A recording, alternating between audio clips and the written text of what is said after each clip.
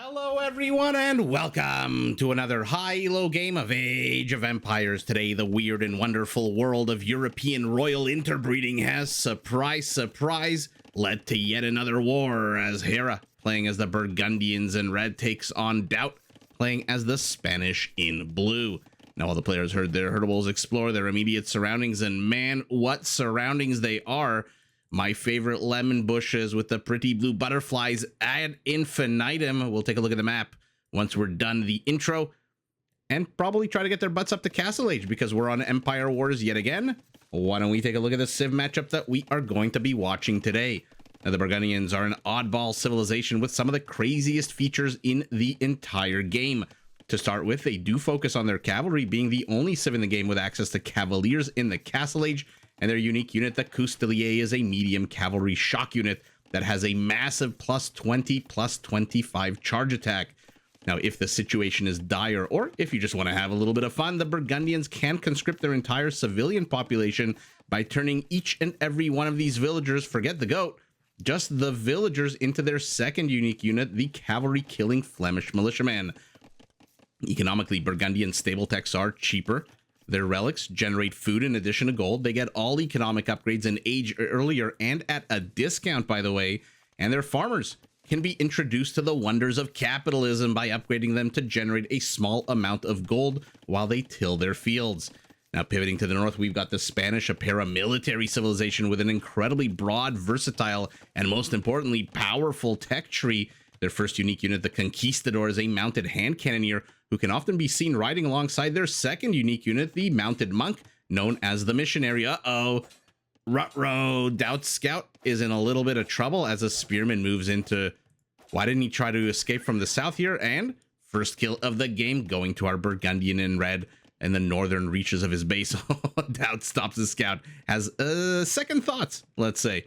Now, economically, the Spanish villagers do build structures faster than usual. Their blacksmith upgrades cost no gold, and they do get 20 gold back from the government for every single technology they research. And if all else fails, if the Spanish military doesn't deliver the goods and get the job done, well, the Spanish can actually beef up all of their villagers by giving them 40 extra HP, +2/+2 armor, and a +6 attack boost, which makes them pretty darn deadly and destructive in the later stages of the game. Ooh, it looks like another scout might get trapped here, but will he get a villager for his troubles? Probably not. These are loom villagers, and so they're not too scared of this one scout. Some fancy maneuvering out of GL.DauT does save him, but for now the kill count remains 1-0 in favor of our Burgundian. So those are the two civilizations. Maybe I should have started the intro by comparing the roided out villagers of the two civs. One can conscript their entire population, turn each and every one of these villagers, doesn't matter if you're a farmer, a lumberjack, a gold miner, or if you're just idle and having a smoke out in the rain, into Flemish militia. The other can basically turn their villagers into little beasts of destruction. We've seen many a castle when combined with the sappers upgrade. The Spanish villagers absolutely rickety wrecking many an infrastructure. Now, let's take a look at the map, but before we do, one last time, we are on Empire Wars, which means all the players started with 28 villagers, a bit of a hit-the-ground-running version of Age of Empires in the Feudal Age. Oh, look at that. GL.DauT returns the favor and kills a scout of his opponent. Ooh, no bloodlines for the Burgundians means that scout is going to be a lot weaker than the Spanish one, which will have bloodlines in a second. One thing about this game is when you have such a cool feature like the Burgundians do, where your stable techs are 50% cheaper, which generally means they're first, if we're lucky enough to see paladins out of our Burgundian, they're generally the first two paladins, because again, everything from the stable technology wise is 50% cheaper. So why the hell not? Look at how many butterflies there are here. But in exchange for that, they are missing bloodlines. So the paladin does cap out at the usual standard 160 HP. But in any event, back to Empire Wars. 28 villagers. Everyone starts in feudal. Everyone started with, I believe, a barracks, some houses, a blacksmith, a bit of economic infrastructure in terms of lumber camps and mining camps. And you basically have to rush up to Castle Age. You know Empire Wars by now if you watched the last several weeks because of the Red Bull Wololo El Reinado tournament that is going to be in October. the cutoff date for the four highest Elo players to get invited to Spain to have some fun in a castle is July 28th. So that's why the players are all rushing to practice to get their Elos up and running. 3 more town centers for our Burgundian, an extra town center to the back for our Spaniard. Wants to keep it nice and safe. Not really a lot of space for farms here, but let's take a look at the map, because hands down, of the 11 new maps, this one is my favorite. You cannot attack in the middle. The only thing you can do here in the middle is perhaps look for Minos Bull here in this labyrinth on Crete, because this is like cliff-bound. There's just a lot of nonsense here. A bunch of buttes, a bunch of cliffs, a few acacia trees, but the attack path, impossible. You cannot, until they invent some kind of air unit in Age of Empires, perhaps a goblin hot air balloon or a dragon, a dwarf riding a dragon. You are not going to be able to go that route. So essentially it forces you up the flanks, left or right. But one thing you'll notice, take a look. Why is it called Shrubland? Not because it's named after a very, very sad amusement park, but because there's a lot of berry bushes, which I guess instead of berryland, it should be called a shrub or a fruit bush land. But that doesn't make any sense. Conquistadors are out. DauT already has a castle, and so we'll see how much damage he can get. And oh my god, he's pulling the entire Burgundian army, or at least half of it. The important half of skirmishers, 7 of them, have been pulled apart. DauT with fantastic 4D chess moves. Is he going to try to convert Hera these conquistadors, or is the monk going to die? Looks like the latter. But look at the resources on this map, by the way. This is why it's my favorite map. 40,000 gold to start with, 8,000 stone, and about 85,000 food. Basically, this is a map designed, like River Divide, to be as chaotic and as multi-directional as possible. We'll see if the players, you know, do engage on multiple fronts, or if they both just attack up the same avenue. If maybe one player wants to wall, I don't know why I did this, wall up probably would happen this way. Or if they give me a run for my money in terms of how much I can cast, how much I can miss, and how many pictures we'll have to see. But holy moly, look at all the resources. Are you kidding me? 85,000 food, 40,000 gold. They're just clumps of gold. Literally El Dorado here is this map. And so I have very high hopes for it. I mentioned it in the game yesterday that I would be casting this game for release today or tomorrow. Although I guess today, tomorrow doesn't really make any sense when you're watching this after I've already casted. Whatever day of the week it is, whatever day of the year, month, whatever. That's when you're watching this game. Conquistadors. Skirmishers are missing ballistics. So they're going to have a tough time if DauT micros these conquistadors well. So far, one of them's pretty weak. 2 of them are pretty weak, and he does lose 1. 2 he loses and gets shooed away by the Wololo. As look at this, DauT sneaky. He's going to run into a lion, and he's going to run into some skirmishers as they slowly expand the vision of the Burgundian homeland. Uh-oh. The players don't notice. Hera does notice, and adding insult to injury. Now a lion joins in. Who's he going after? The villager to the right. Oh, that is that's a double whammy. That's how you know, maybe it's time to take a break from Age of Empires, when not only do you get caught out with your little proxy side siege workshop, but Mother Nature herself pounces, literally. And now the lion's on the high ground. He is going to chase the villager, but a little bit slower than the villager. The problem is the villager is significantly weak. Yeah, incredibly weak, not significantly weak. Oh my god. Who got it? There was a lion? It was the lion. I know there's action here on the right side as well. And did the lion get the second one? The lion got 2 kills. Oh my god, now he's going after the skirmisher. He's got the taste of blood. The man-eater of Tsabo over here does get gunned down by the skirmishers. Okay.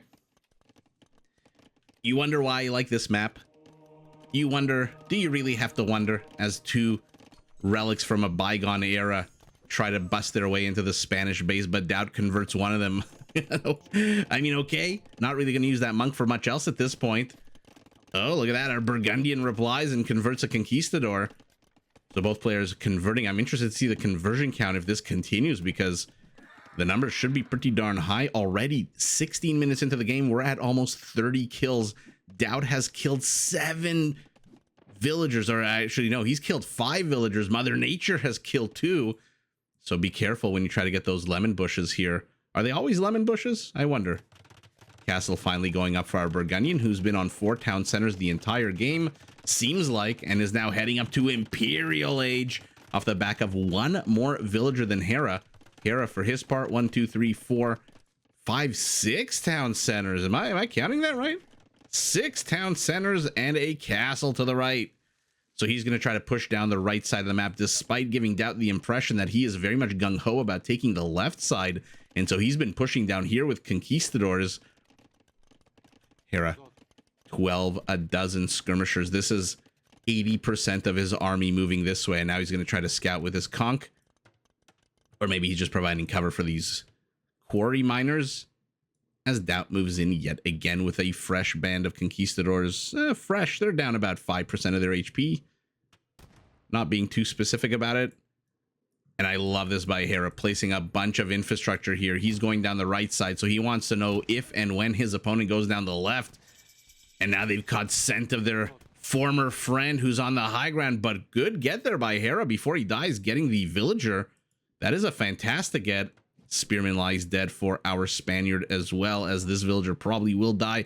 Oh, literally, Hera is getting luck by inches and seconds. Absolutely epic here. But a castle should be able to shoo this away. So DauT's playing, rather Hera is playing a little bit defensively here. Has walled off the left side of his base, created a bit of a path. So if the conquistadors are silly enough to try to attack into there, he's got a welcoming committee with a monk, I believe, behind here. 2 monks behind here, 1 conversion between the 2 of them. But for now, the only action is these conquistadors from our Spaniard to the north. As Hera moves in with even more skirmishers. This never went up, 1 HP. Okay, so he hasn't even seen it. Fusiliers and some Knights Cavaliers as well. Ooh, Hera is housed, though, at 135. That's not good. Whenever a player is housed, for example, the top left of your screen, my eyes immediately go to the top right to see how bad it is compared to their opponent. So if Hera's, for example, housed at 135, but DauT's at like 80 supply, 80 population, not the end of the world. But DauT's pretty much on identical population, and there's the Paladin upgrade. Yes! Let's see it. Hera, it's still 10 seconds away from Imperial. DauT is, oh my goodness, DauT is still 10 seconds away from Imperial. Hera's been in Imperial for a while, as I should have known with his Paladin Cavalier upgrade. Although remember, Cavalier upgrade can be misleading for the Burgundians. Doesn't necessarily mean they are in Imperial, since they are the only civ with access to that unit in the Castle Age. 14 heavy cavalry units are about to pop out in a minute 50 seconds. They are going to be Paladins. What is DauT doing here? He's going to try to raid down the left side of the map. 14 light cavalry. They're going to run into a castle. I think I said Hera. My brain is reminding me, something's flicking off in my brain. I think I said Hera is going down the right side. I meant DauT is going down the right side. Hera, for now, is playing incredibly defensive, very slowly pushing out with small numbers here. Let's see how much he sees to the left as these light cavalry. Okay, they're going to engage. Will they catch the villagers before the castle goes up? Definitely not.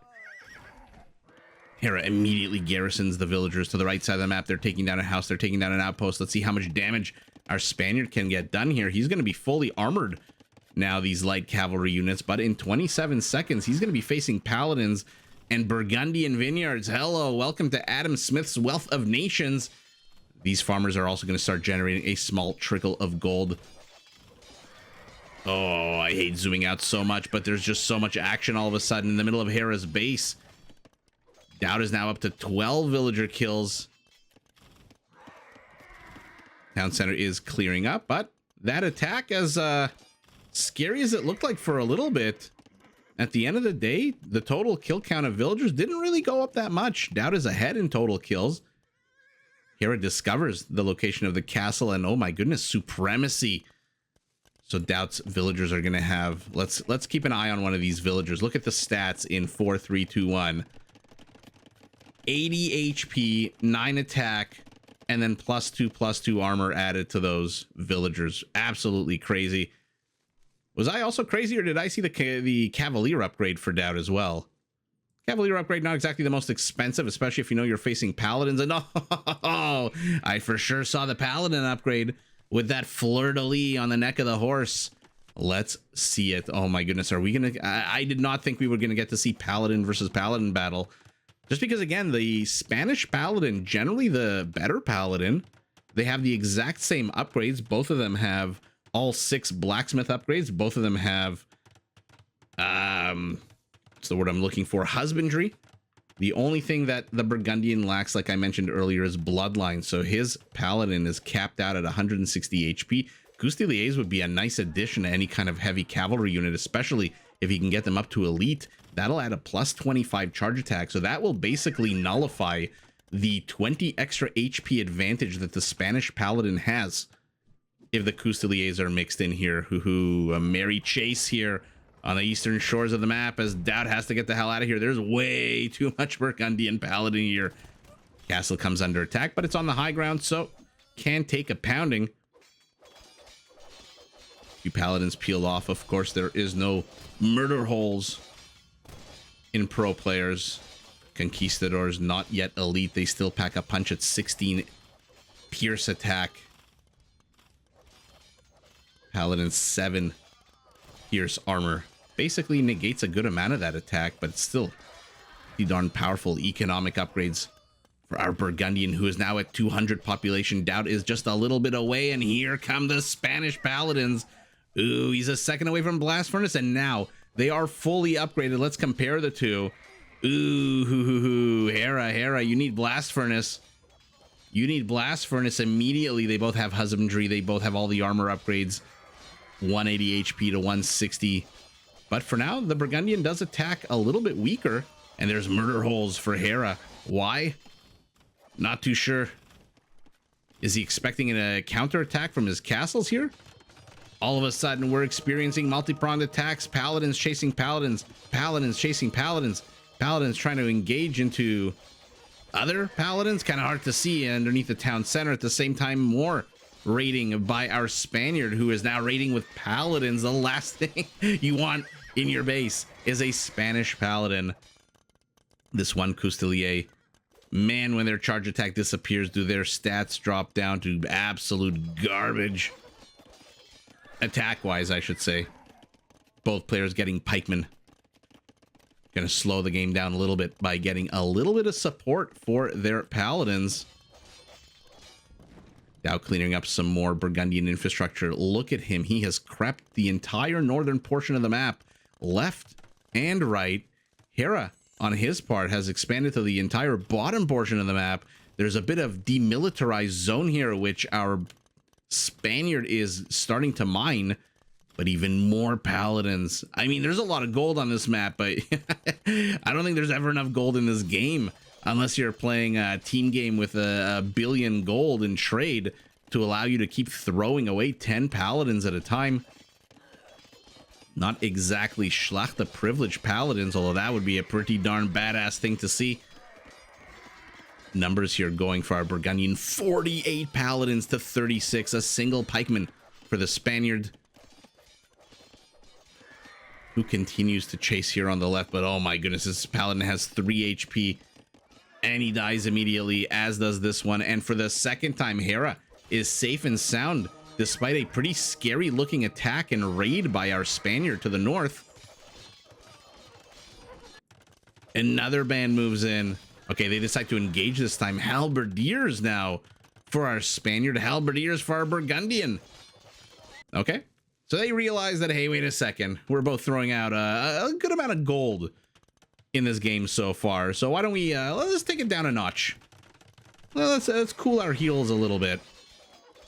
Paladins engaging. Man, are they a beautiful sight. Who doesn't love Paladin Wars in Age of Empires? Hera's maneuvering, by the way, is absolutely fantastic so far. He is just baiting DauT. DauT is just taking castle fire after castle fire. Now, it's not a lot. It does only take down about 20 or so HP, I believe, when the arrows actually fully land, because cavalry doesn't do anything to add extra arrows in this game. Only archer units, and maybe if you're the Teutons, infantry units. But as long as he can keep these Spanish paladins moving, the castle fires, and as long as it fires, it chips away at that extra HP that they have. So fantastic moves out of Hera, who cleans up yet again just in time for another marauding band of paladins. There's already one. Oh my goodness, there's no defense here at home. At the same time, though, Hera has hit back. How many kills do his paladins have? 57 kills, 58, 13 of them economic. So he's not getting the economic damage that DauT is getting done. And he is very much being kept at home by DauT's aggression. Now, every time DauT pushes out and raids, there's a little bit of an encroachment. Take a look at it. Now there's a castle here in the neutral territory, in the DMZ. But there is a Treb out for our Burgundian. No Trebs yet for our Spaniard, who has lost his conquistadors finally. 35 minutes into the game, they are no more as he doubles down on paladins, halberdiers. Halberdiers are fully upgraded. Our Burgundian halberdiers are not. They're still missing very important armor upgrades. Okay, he saw the BBC, instead chose to engage, or at least look like he was about to engage into the halberdiers. Oh my goodness, what is happening? This may not be my favorite map anymore. Who's getting who? There's just a lot of engagements happening here. So let's take a look at what's actually happening around the map. Bombard Cannon does get a Treb and survives to tell the tale. Bring a villager, repair it. I don't need to tell Hera how to play this game. He's already brought forth a villager. Paladins are going to repair. Another Treb goes down. Fantastic defense out of him. Hera has just been taking Paladin to the face the entire game. DauT has been unrelenting. First with the light cav, then with the Paladins. Now it looks like he's mixing in even more infantry, but our Spaniard is down 30 total population. He's got 19 paladins to the 47 of his opponent. And so in a full frontal one-on-one engagement, I'm starting to get a little scared for our Spaniard, who's only training 3 paladins at a time, while Hera is training 15 at a time. And he gets blocked. And he gets blocked right as the halberdiers show up. Oh, if only there was a palisade wall right here. But it doesn't need to be. 5, 6, half of the paladins lie dead up here to the halberdiers. The other ones are, oh my god, he's trying to run over the edge of the world. What is happening with Age of Empires? So many units always trying to get the hell away from the game, trying to break that fourth wall like Deadpool and abscond. Hera's gunpowder is still here. What an absolute epic game so far. Let me know, do you agree, disagree? Shrublands, best map in of the 11 new ones. I know there's people who like water battles. I know there's people. River Divide is pretty good too. Don't get me wrong. Cliffbound is also pretty neat. Forces some pretty fast engagements. But for now, 38 minutes into the game, we are seeing massive, never-ending paladin wars. Let me guess, Hera's going to retreat now? No, he takes it with his weaker, bloodlineless paladin. No, now he retreats. Okay. He thinks he's got the numbers. What's the HP on the paladins? They're down about 1,000 HP. DauTs are down about 400, but there's fewer of them. Bombard cannons running away. They don't want to see who wins this fight.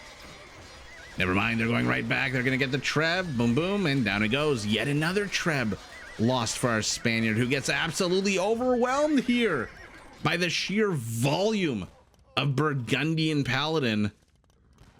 And his 3 bombard cannons are still alive.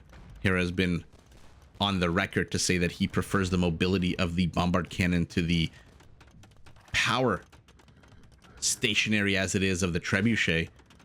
Both players licking their wounds. Our Burgundian training 16 paladins, 10 halberdiers, but he's already at 200 population. Absolutely nothing happening on the right side of the map. It looks like the players are gathering their armies here to the left. DauT, will he push? Will he be the one who gets pushed into? Stay tuned. 40 minutes into the game, Hera finally flexes his jingoistic muscles and tries to go up the left side of the map. Of course, right as I say that, halberdiers tinkle away at an outpost. Not too sure what they're going to accomplish. He must have seen the castle. Yeah, he saw the castle a long time ago. And here we go. DauT needs to get rid of the paladins, but out come a whole bunch. 20 from the castle, and DauT must have just said, oh shit, I'm pot committed. I can't bluff my way through this. Although he is taking a decent battle here to the left. Remember, his paladins are technically the stronger ones, but numbers wise, oh, attack round gets a bit of HP as well. DauT, need to fall back, my man. Need to take umbrage in the shelter of the castle. Oh, I want to see that. I feel like he okay, so DauT here thinks, oh yeah, this is a pretty decent fight. I'm gonna charge right down the middle. I've got 20 extra HP. Who cares about the castle? There's some flags up. I don't know what's in here. Who gives a shit? A few paladins on the left are gonna chase down your BBCs. I'll run through your halberdiers like they're made out of jamon iberico. And let's see. I want to see the movement. Here's what I'm looking for. The movement of these blue paladins once the 20 paladins pop out of the castle. I think they glitched. I think DauT wanted to go backwards, but I might just be imagining things. Let's see. In slow-mo, they're moving forward. Hera. Okay, so now, yeah, they immediately run away. And then they immediately turn around as the halberdier reinforcement shows up. Okay, so DauT initially wanted to take the retreat route, which honestly would have been better for him knowing what we know, the result of the game. But I think the reinforcing halberdiers, which by the way are all dying now to the castle, absolutely epic mind games out of Hera for garrisoning those 20 paladins, and DauT takes the engagement, unfortunately, here and not here. And there you go. It just goes to show you, if at the end of the day you might have the better unit, you might have the paladin with literally 10% more HP, maybe 12-13% more HP, but at the end of the day, numbers and position of location of battle are just as important as quality of unit. And man, does Hera overwhelm this army. And even though DauT has 35 army supply left, I mean 34 once this falls, with the balls literally heading that way, and not too sure what he expected to get done with his second treb. He probably should have canceled that treb the second he saw what the hell was popping out of this castle. He must have known he couldn't take that fight against 40 freaking paladins. And at the end of the day, he's left with 7-2 to the 21-26 of his opponent. And on top of that, 4 bombard cannons that are going to start shelling away. Now, DauT, did he need to resign? I've been asking that question a lot lately, because let's say this castle falls. Well, then you've got this castle. And if that castle falls, then you have a bit of space here where you can reinforce out of your stables. DauT still has 400 gold. He still has some gold miners. How many gold miners right at the end of the game? 30 gold miners means that he could probably have put up a bit of a tactical retreat and maybe even engage here on the right side. But of course, I say that in the comfort of my, chair, sitting here in my underwear, yelling into my computer screen like a crazy person. It's very easy for me to say stuff like that. At the end of the day, it is psychologically damaging to absolutely have your paladin, your better paladin, wiped off the face of the earth, and your reinforcements are just nowhere close. They're streaming in, but they are nowhere close. And wow, this is exactly what I thought this map would deliver, and this is exactly what I wanted to see. So many lemons. And when life gives you lemons, you, I guess, go full on paladin. So I'm excited. Can you imagine 2 elephant civilizations on this map? How insane that would be, that game. Let's see that. Let's see some big elephant battles here. Archer War is also kind of cool, but you don't really need this many resources for Archer Wars. Let's see elephant, and let's see heavy cavalry. 129 paladins, 165 DauT. Again, I said this in the middle of the game. No matter how rich you might think you are in the moment, sending 10 paladins to die in multiple waves, 10, 10, 8, 7, 6, doesn't matter how many, over and over again, you ultimately end up with more paladins, but you still lose the game. One-on-one, blue wipes red off the face of the earth. Halberdiers also has the numbers. And then tertiary unit, I think 26 Conquistadors beat these elite skirmishers hands down. Hera, peak APM in the beginning of the game, peak APM. Oh, look at that. Oh my goodness, at the exact same time? Okay, I'm going to have to remember to click to this moment. This is very rare. This happens maybe once every 5, 6, 7 months. I'm just making shit. I'm pulling shit out of my ass. It happens once or twice a year, where the peak APM is literally at the exact same moment. So let's take a look at the stats and then bounce to that moment, because that is super cool. Economies, amazing. 40-minute game, 82,000, 2 relics apiece. And remember, the Burgundians generate food in addition to that, the gold that their relics generate. A little bit more wood and gold for our Burgundian, a little bit more food and stone for our Spaniard. Conversions at the end of the day, I got very excited for conversions in the beginning with all the monk play. But at the end of the day, they forget conversions. We just want full frontal engagements. And that is what happened. DauT kills 73 villagers, but it's not enough. You are paying full price for your paladin. You can kill 73 to 41. Doesn't matter. At the end of the day, Hera kills 88 more units than his opponent, right? That's 88. 328 minus 240. I think so. Yeah, let's round it up to 90 total kills. And even though he took more economic damage, he stiff upper lipped it. Although he's not really playing the Britons. What's the Spanish equivalent of a stiff upper lip? I don't know. That's what Hera did. He defended his settlement from multi-pronged attacks fantastically, by the way. That maneuver here with the Paladins. And by the way, speaking of maneuvers, that early game by DauT to pull the skirmishers this way while his conquistadors ran into here. Epic plays out of both players. This is exactly the kind of gameplay I expect out of these two on this map. And so without further ado, 1329, we're going to have to jump up. We're going to have to jump to this point. So it does start a little bit earlier. So let's see what's going on at exactly 1329. We see some conquistadors at the top of the screen. Okay, so it was this micro of this battle because there's nothing else happening on the map. Hera sent a bit of an exploration squad over here. DauT sent a bit of an exploration squad over here. But wow, this was the peak APM for both players. Amazing. Wow. Well, go back to the 1329 minute mark of the game if you're interested to see the rest of that. I'm not going to keep you here much longer. Epic map, epic players, epic civilization, epic battles, epic showdown. But at the end of the day, as in all zero-sum games, there must be a winner in this particular game. It is Hera who is victorious, but GG in an absolute bonkers fun game to both players. Did you enjoy this video? Check out these other clips and make sure to subscribe and enable notifications so that you're notified of my latest uploads.